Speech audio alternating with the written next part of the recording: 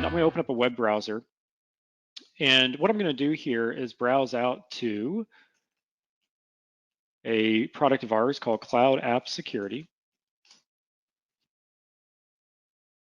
and sign in. This is one of my demo accounts here, and quickly authenticate. So this is using multi-factor authentication. That's part of Microsoft 365. And what's really cool about this is I'm not having to stumble around for a text message. It actually gets sent to my smartwatch. And so I immediately just see the request for multi-factor authentication or two-factor authentication, click approve my watch, and I'm in. And so we'll give this a moment here just to load. Now, once this loads, this is our Cloud App Security product. It's part of EMS, which is part of Microsoft 365. And what this allows me to do is have visibility to those third-party cloud apps. So in my environment here, we're using Box, we're using G Suite, we're using Salesforce and Office 365. But if I go to this tool here and I click on activity log, I can see activity for these different cloud apps. So here I can see activity for Salesforce and G Suite, and Box is in here as well. I can see when people sign in. I can see when people try to create a file, when they try to maybe add permissions to that file. One of the common challenges I often hear from customers of ours is that we may have files in, say, Google Drive, but when you go to share that file externally with somebody outside of Google Drive, there's no way for us to keep track of that. So we actually have no idea who has access to our data. Well, this will tell you. So here I could see where different files have been shared. I could just have all sorts of visibility on what's happening across these cloud services, these non-Microsoft cloud services. Here's where somebody actually went into G Suite, Google Drive, and created a new user account. Here's where somebody went to go download a file. It's all right here. Now, what's really interesting is if I want to take this a step deeper, this is getting a little bit technical, but I think this is really important to understand that we have this capability. If I drill in this just a step further, here's all the different files that are in Google Drive right now. Some of these are being accessed by Adam, Adele, Megan. Well, if I click on one of these, I now have visibility into properties of that file. So I could see the URL of where it's accessed, or where it can be accessed. I can see if they've shared it externally. I mean, if any of those collaborators will then show up here. I can see who the owner might be. But then if I click on this little three dots, we call that the ellipsis, I have some other controls over that. So I can actually remove the person's ability to share. I can grant read-only permission. I can transfer the ownership of that file. This is Microsoft going out to G Suite, Google Apps, if you will, and being able to govern that data. This is really exciting stuff. And so just to give you another example, here is a file that has a little red exclamation point. That's because I built a policy around it. And I'll talk more about that in a moment. But if I click on the three dots here, I can then go through and view some related alerts to that file. And I'll show you what I mean here in just a moment. But if we take a look at this red exclamation point, it says two policy matches. Well, what I did was I created a policy, and I'll show you what this looks like, where we went through all of the data and all of our clouds that are connected to this thing. So in Box, Dropbox, Salesforce, G Suite, Office 365. And I created a policy that goes through all of those files and looks for anything that has a credit card number in it, a social security number, basically personally identifiable information or financial data.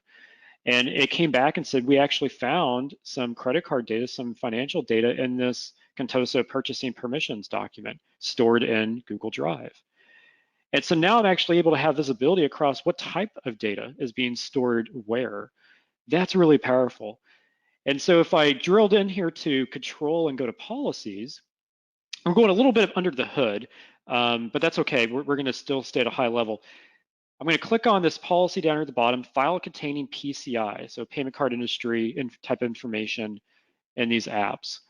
And so what this policy is doing is it's looking through all of my applications, Office 365 and everything that's in there, anything that might be in Azure, G Suite, Box, and Salesforce. And then if it finds anything that has a credit card number, then apply some governance. So here I can expand G Suite and I could say, well, if you find a document that has a credit card number in it, let's remove those external users that are outside my company. Let's notify the person who is last editing the document. Hey, you have credit card numbers in here. You may need to handle this differently. We could do multiple things here. We can maybe CC their manager, CC the finance department, whatever it may be. My favorite thing though is apply classification label. So check this out. So this is using Azure Information Protection to apply a label, and this can be a label that I create, such as credit card data. And now not only will it discover files that have credit card data in it and tell me, but it'll also take an action, apply a classification label, and that label has a security policy tied to it. So if that file gets sent outside G Suite, not a problem. That file is encrypted with this label that's tied to it. And that's using Azure Information Protection. That's another topic for another day, but that is part of Microsoft 365. Now, if I scroll back up here, we have a bunch of templates here that I can use. So I can find credit card numbers, I can find PII, here's some HIPAA information, some financial information around the routing number and the bank identifier code, California driver's license number, phone number, etc. This is really powerful, or you can actually do a custom expression. And so from here, I can actually go out and search for keywords. So if I need to look for a very sensitive contract, or maybe I'm a law firm and I want to find anything related to a certain case, I can do that. And so this is where folks like Agile IT can come in and really help to define what these policies are and kind of align with your business, and then figure out together how we can go out to these other cloud services, govern that data, discover that data, and really protect it. And just lastly here, if I click on alerts, I have all sorts of alerts that are coming in. I even have a potential alert here for a discovered app security breach. That's pretty interesting. And I'll talk more about that here in just a moment. But let's filter these alerts by app. And let's take a look at just G Suite as an example. So here I can be alerted on different types of activities that happen in G Suite. So here's somebody where they're downloading a file to an unmanaged device. So maybe it's a home PC, maybe they're at grandma's house or an airport kiosk. That could be a security risk. If you have an unmanaged device and now has your sensitive corporate data on it, there's not much you could do there to protect it. So you need to be alerted when that happens. Mass download by a single user. Maybe I have an attacker that's breached my system here, and they're trying to download as many files as they can from G Suite. We're being alerted on that. Activity from an infrequent country, impossible travel activity. You log on from a risky IP address. This is looking at login traffic to G Suite. So now I can see if G Suite and my account in G Suite has been breached or hacked. And then I can go out and take action.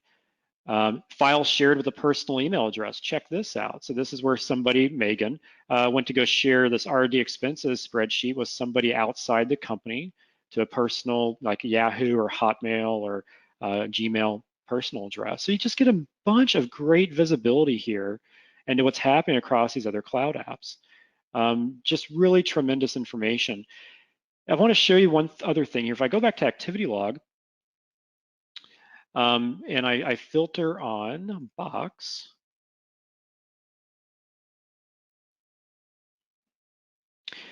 So here I can see some traffic for Box and login traffic. Now, if I expand one of these, I have a bunch of information available to me. Now, this is getting a little bit under the hood, and this is where folks like Agile IT can really help you make sense of what's it's showing you here and help you monitor this. But this is where we have somebody coming in from an IP address that's associated with the Tor browser, and I can see some different telemetry and information here. But if I click on user, check this out. I have a map of the world where their frequent locations are. So I could see normally they log in from the United States, maybe the Midwest there, and then they logged in from Italy once. Well, that's not normal for that user. I could see some of their activities here that might indicate a data breach, and I might want to go out and take action.